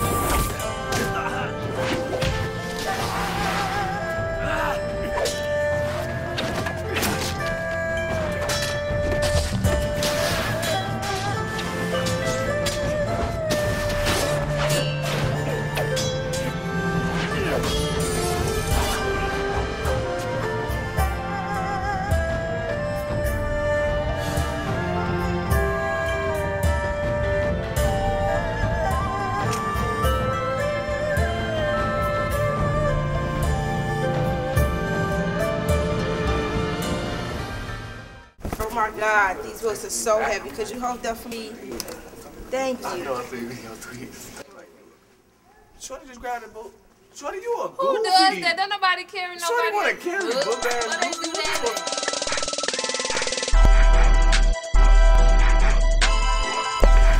Oh my God, Roy, these books are so heavy. Would you mind holding these for me? No, I ain't holding before.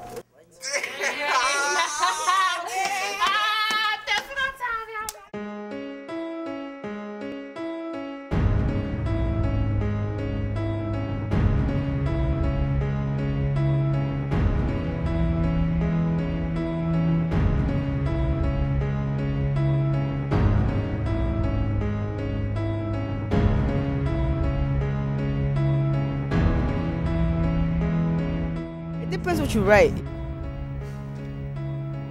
Art. That's my one word, man. It's art. It's an underrated form of art. Gave me a voice in the city. I would say relief. Just art. Some would say just expression. Some would say creativity. Some might say living. But really, for us, is grounded in writing. We are writers. That's what we call ourselves. That's what we do. First of all, graffiti is a mark on a surface, right?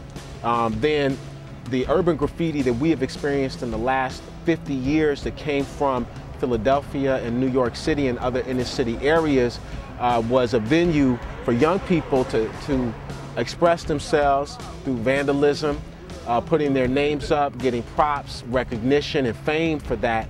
And then once you have once you have like skills based on spray painting, then you could take it further. It was tagging that made it possible for me to learn how to paint a butterfly, right?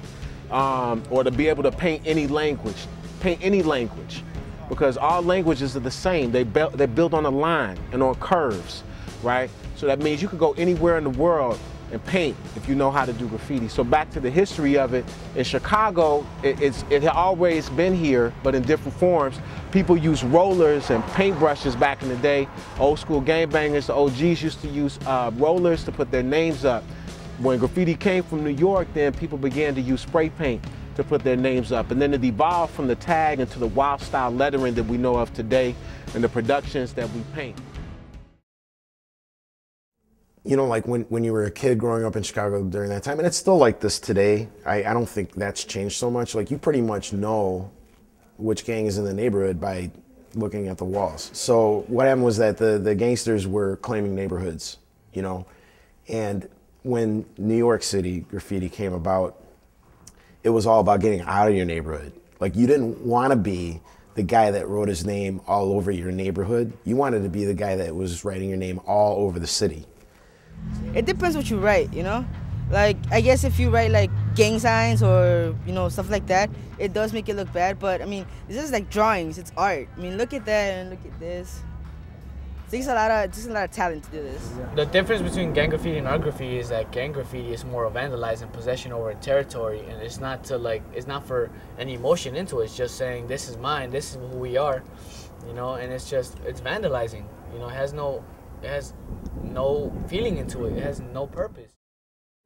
One of the hugest, most beautiful things that ever happened to me was becoming a graffiti writer, because it got me off the block. I mean, a lot of the guys that I grew up with, a lot of guys that I was friends with from the time I was like 5, 6 years old, you know, they got caught up in that gang stuff, and they could not walk 3 blocks east, you know, west, north, south without fear of, you know, getting their head split open, right?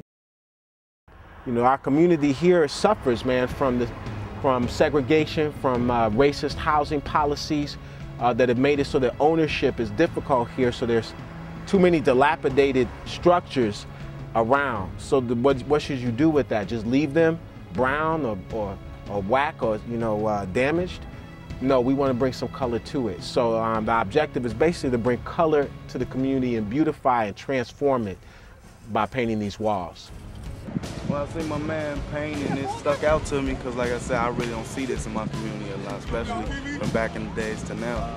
But it's a new way to express yourself. It's hot. It stands out in the community. It makes you wonder, like, who did it and how could I get involved. So it's what's up, man. It just picks your brain and actually makes you see that it's more out here than just partying for entertainment or to express yourself, or gangs and drugs and all that. You can draw, you can do art around the community, express your feelings on the wall or something.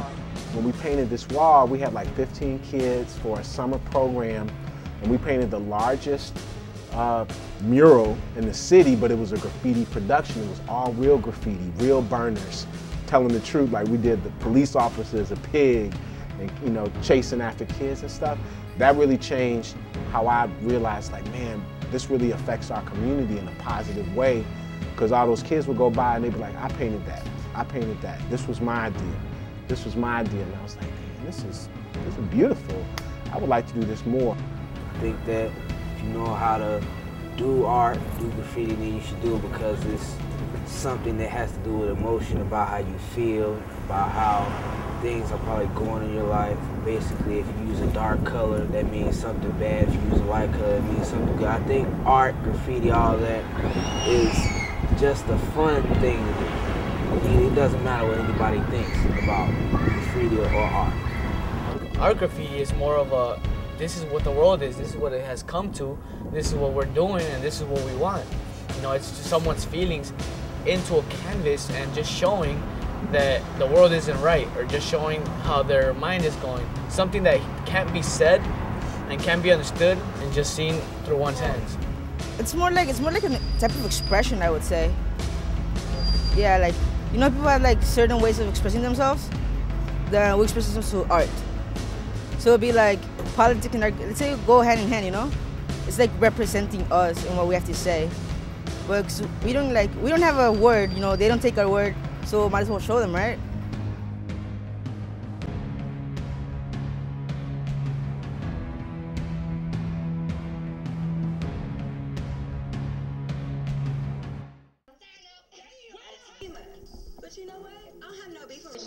Shaw's on the bed, girl. They be getting it cracking.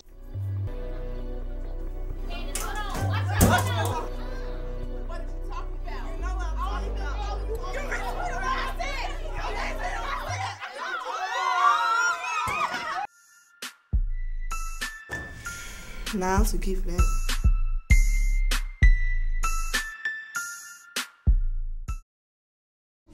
You're rocking with Amari Stoudemire, and you're watching Hoops High. Watch it or watch nothing. Behind the scenes of Hoops High, it's more than interviews and replays. The crew contributes 110% in setup and production. While we have fun, we are also very serious about getting the job done. We have the opportunity to work with big companies such as Nike and to meet current and future NBA stars. We are Hoops High.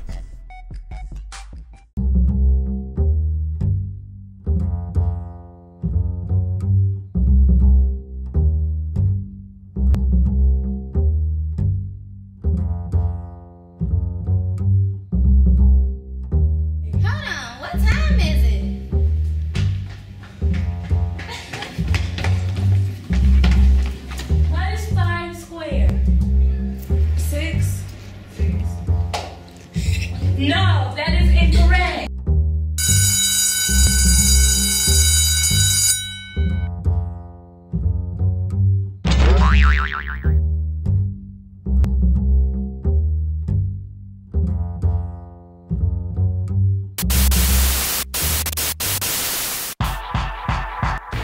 Today on FSM News, we seniors take our last shot at 15 minutes of fame. Stay tuned, you don't want to miss this.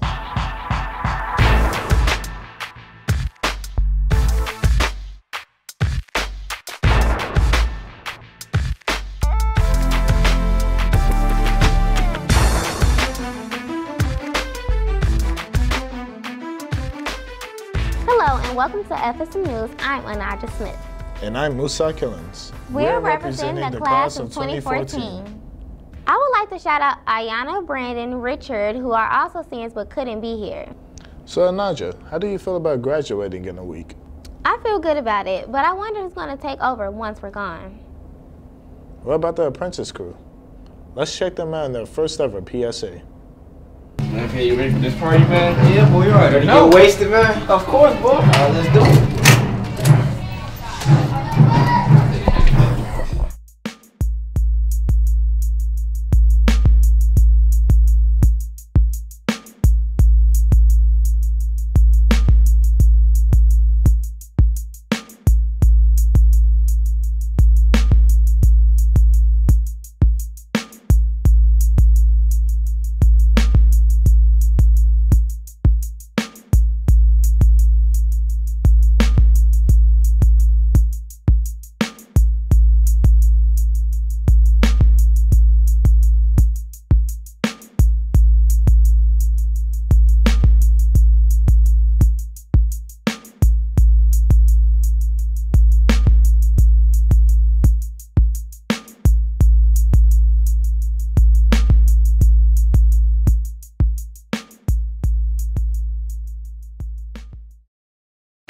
Hey, remember that party we had, man? Man, yeah, man. Remember like it was yesterday, man? Man.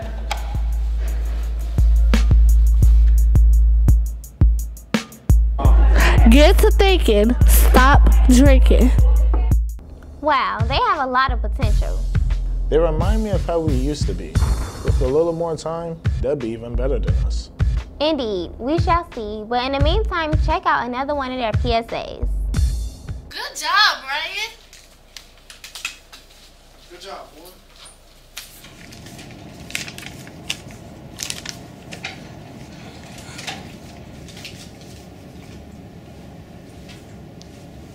Who can see when a bird is down? Who can feel when he has no sound? You wander around and you feel so small. Your wings are broken. I shouldn't have waited this long. Afraid to fall. Afraid to fall. Hey man, did you talk to your girl yet? No, she haven't talked to me in a long time. Speaking of her, she just texted me. Said I need to be ASAP. Wonder why. Man, shit, come on. She told us to meet over. Yeah, man, it's too cold to stand out here.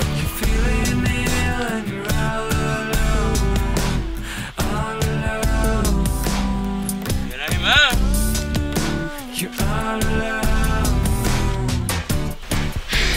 I should have waited.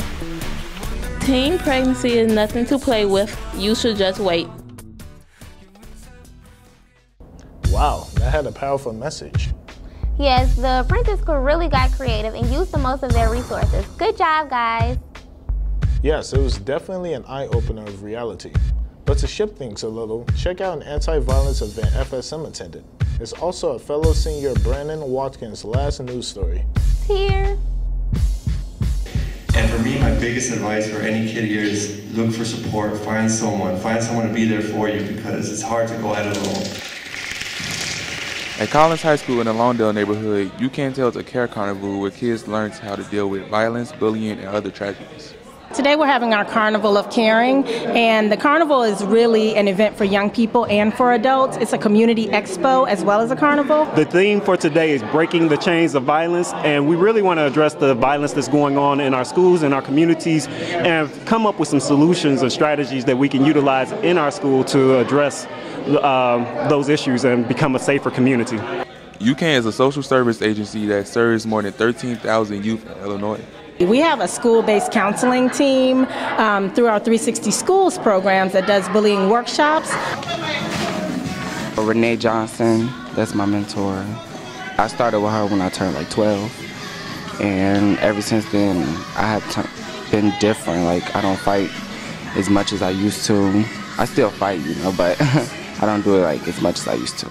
The kids were the main focus of the event. UCAN wanted them to learn how violence affects their neighborhood, family, and school life. Violence is kind of big at my school, but a lot of kids, they have problems with each other and they're very disrespectful towards each other in class and near the teachers, and they talk very mean towards each other.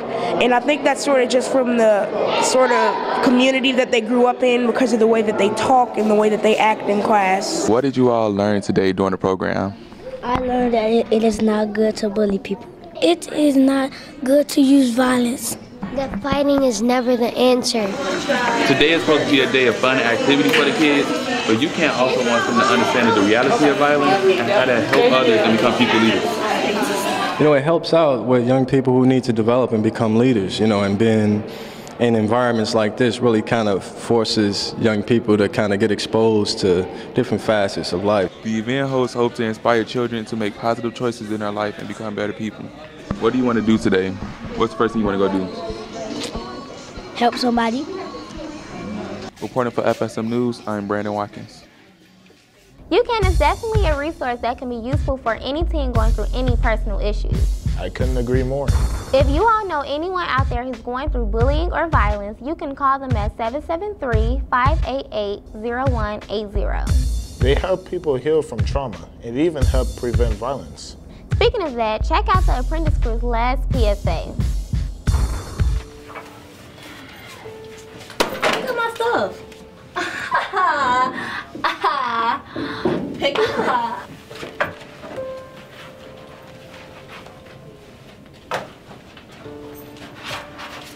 What's my work?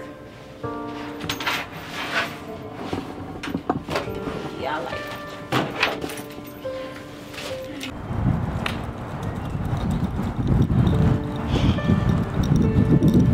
What's wrong with you? Nothing. Sure. Yeah. I heard you got your grades today. Can I see your report card? I left it at school. Why did your report card at school when you know today was report card pickup? Because it was bad. Describe bad. I got 3 L's. How do you get 3 L's? I'm tired of all the pain I go through. I feel like everyone just hate me. I never express or show my feelings to people. No one knows how I feel. I can't talk to anyone. The only thing that makes me happy is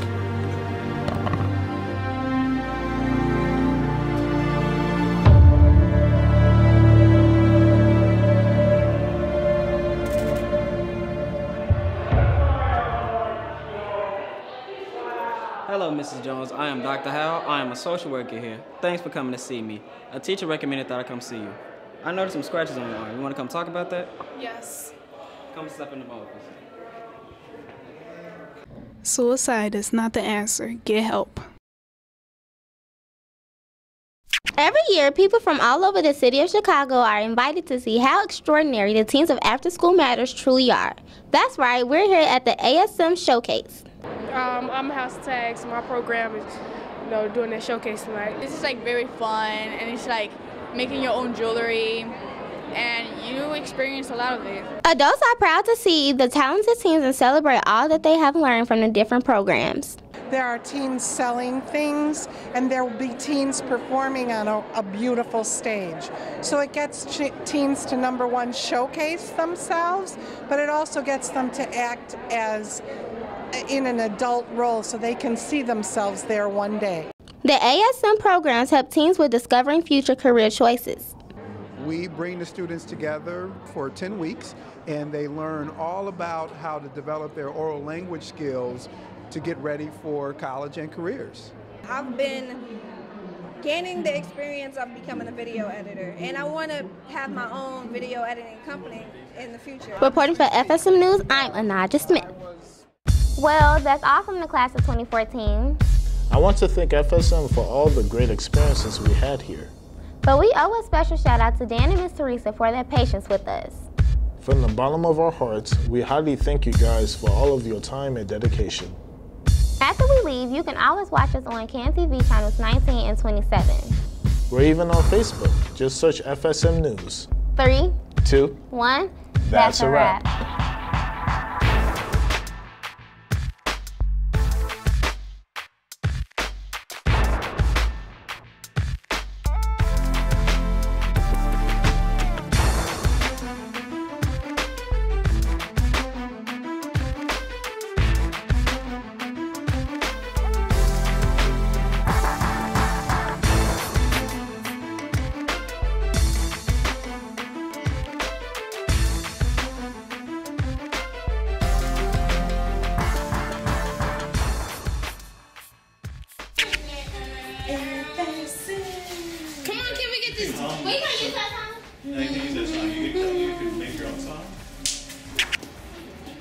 Stop looking.